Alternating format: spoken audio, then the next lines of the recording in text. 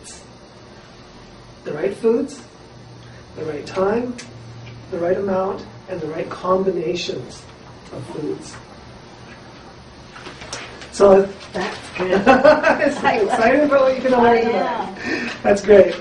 So let's start about talking about the right foods to eat. Okay.